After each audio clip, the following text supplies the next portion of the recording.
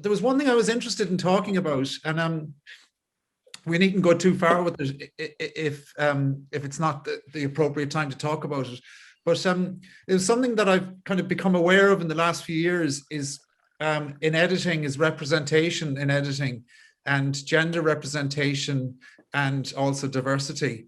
Where are we at as an industry and a group of people where the people that are being honored and shown as this is what a successful editor looks like, this is what a winner looks like, and they tend to be the same look, they tend to the same type of person? No offense to anyone in this group.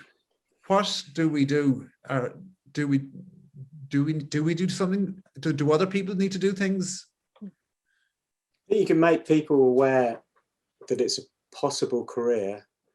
I mean, I didn't know that, and I was from a middle-class grammar school background. You know, I think that would be a good place to start. I didn't know it existed really until I went to do sort of film at university. Representation is not just about gender and race, sexuality. It's also about income and background, and I think that's going to be another thing that we don't talk about at the moment that I don't see. You know, especially post-COVID. So, you know, I've got kids at secondary school, and, you know, it's, you can see all the kind of people with arty parents go into arty careers because they know that's what they can do.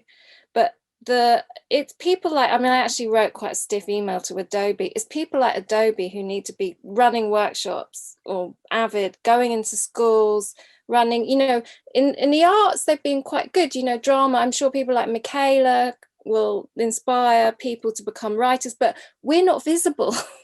Nobody knows what an editor does. And so you're absolutely right. I didn't know. It's interesting you say that you weren't aware of like editing as being a career. I'm curious to know how many of the editors here actually sort of intended to become editors, whether it was an actual sort of thing that you were. I'm seeing lots of shaking heads. So, I mean, I wanted to be a director, and it's just, and then just sort of fell into editing, and you know, realized actually editing's far more interesting, and that's where the power is. But it's interesting that a lot of shaking heads. I'm curious as to. I think I agree, John.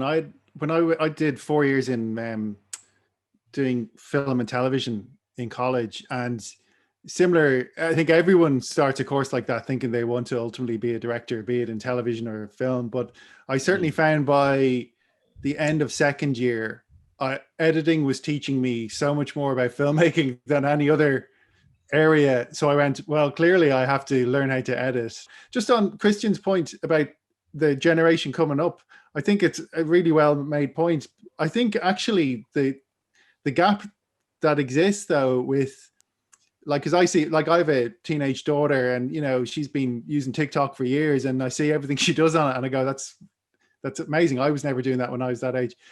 But I think they're missing the thing. I think they need to be encouraged to do is to collaborate, because actually they're all individual.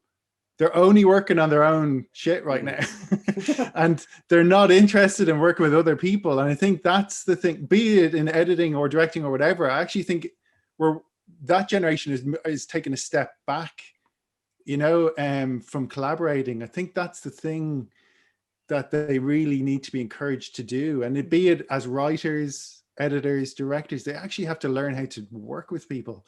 And that's what I'm fearful of, no matter what background somebody's coming from, is actually that it's such a culture shock to them to have to take an idea and take notes and, you know, just bounce off other people, you know.